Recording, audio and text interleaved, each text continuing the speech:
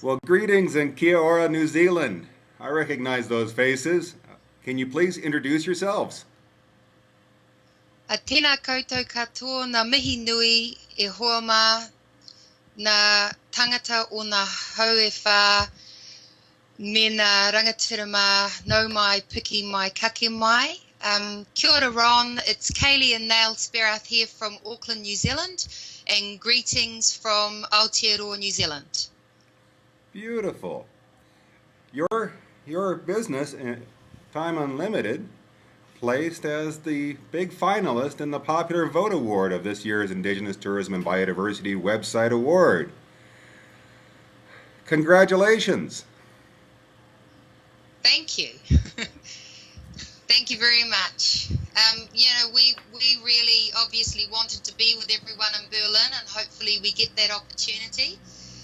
But the online community allows us, as we're doing today, to actually keep in touch and especially with new friends and people online. So, yeah, we're pretty proud of ourselves, but certainly of all the other finalists and the other winner, we send our congratulations to them too.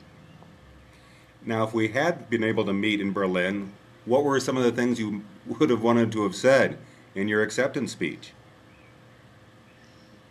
Well, we, as we've mentioned, we did get prepared, and one of the things we wanted to say was the award is actually significant in that it actually highlights two of the things that New Zealand sells to the world, its point of difference. That is the Māori culture, our Indigenous culture of New Zealand, but it's also the environment, the 100% pure that New Zealand actually hangs its hat on. So the award looks at both those points of difference, and so it makes it even more special that we've won an award of this nature. I'll just hand over to Neill to see if he'd like to add something. Hold on, Ron. Please. Yeah, geez, surprised me a bit there, but yeah, it's a good example that I'm a bit hoarse because I was standing in an amazingly beautiful river in the central North Island for the last few days catching trout, so that's why I'm a bit hoarse.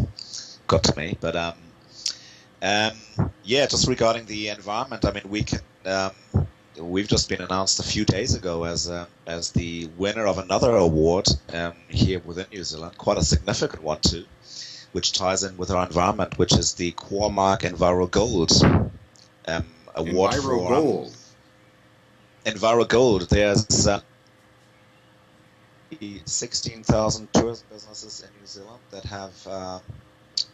There are 16,000 tourism businesses in New Zealand. Of those, roughly 2,500 are classed as Quarmark endorsed visitor activity or accommodation, and 500 out of 16,000 have Quarmark Enviro Gold, Silver, or Bronze.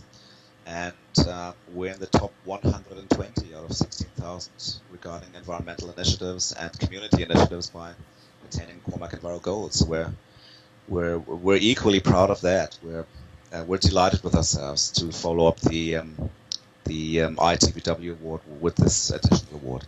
No, that is quite the achievement and the accomplishment. I'm wondering if Ceillhe, if you can say a little bit about the things that you've done to bring your company up to that level. Ron, one of the things that I would have been keen to talk with other finalists and winners of this award would have been the challenges that we all face of keeping our heritage, our Indigenous cultures at the highest level of integrity, while also trying to sustain a commercial activity. So we all know that in tourism you have to be visitor ready, and often with our Indigenous cultures, because of the collective nature, we don't always have the benefit of being able to just look at things from a commercial aspect. We have to also look at the social, cultural, environmental issues that a number of us are trying to actually do. So I would have been keen to actually find out how other finalists were ensuring that they keep integrity in the service offering or product offering they have, while also caring for the things that they keep dear in in terms of their culture, whether it's their values, concepts, what we call tikanga here in New Zealand, things that are very dear to us, but that we want to share with the international traveller without compromising our own integrity. Well, let me ask you this. As you looked at the other nominee websites, did you see anything that caught your eye in terms of how those companies are doing what you just said, protecting the culture and protecting the environment? Well, what I actually liked about the ones that I had a close look at was how they're utilising great images. I think a picture or a photograph tells a thousand words. I'm trying to think of the word. And that really, I guess it's putting the visitor, making sure the visitor is the centre of the experience. So being visitor-centric or client-centric or whatever we call our guests. You call it visitor-centric? Clients. Yeah. Wow. Oh my God. You've seen that before. So I guess with those images, which is what the internet allows people to do, people can place themselves there and see and get a sense of the experience before they get there. The other thing I'm actually enjoying when I've looked at other websites is the use of that social media, and that's something that, again, I'm going to hand back to Neill to talk about, because we're in a learning curve like everyone else, but the social media putting all the connectedness of people is quite important, because we place networking as our key business tool, and the online community is our launching pad to make sure we're talking and keeping in touch with the right people. So I'll hand it over to Neill to talk about that. Hello. We're actually, from what we have seen from other websites, in a very similar situation to quite a few other Indigenous tourism businesses, in that we are a combination between an Indigenous person, as in Ceillhe being Maori, Tangata Whenua, and me being European, from lots of different backgrounds within Europe, might I add.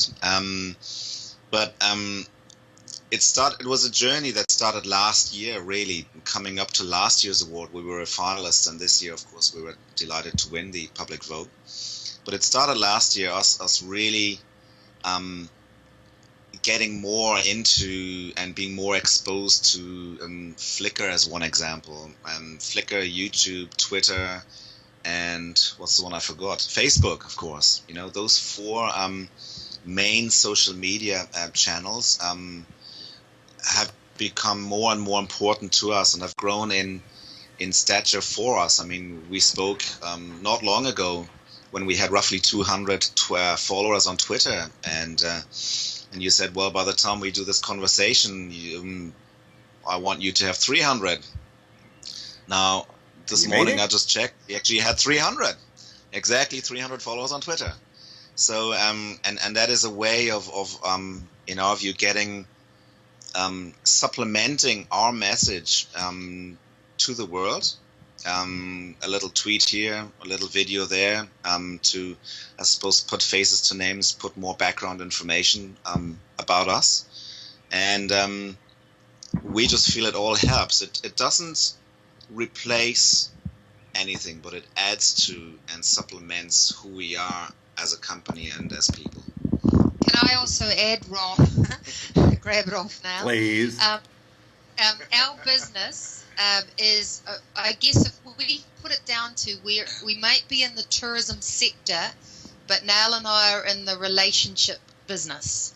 And I guess it's all about connecting with great suppliers, making sure that we're part of the tourism chain when visitors come to our hotels and accommodation providers, that we're there to be their business partners. So we're in the game of relationships, and we want to make sure when people come and we get the opportunity to engage in their holidays and their vacations and their time out in New Zealand, that we can give them the time of their life.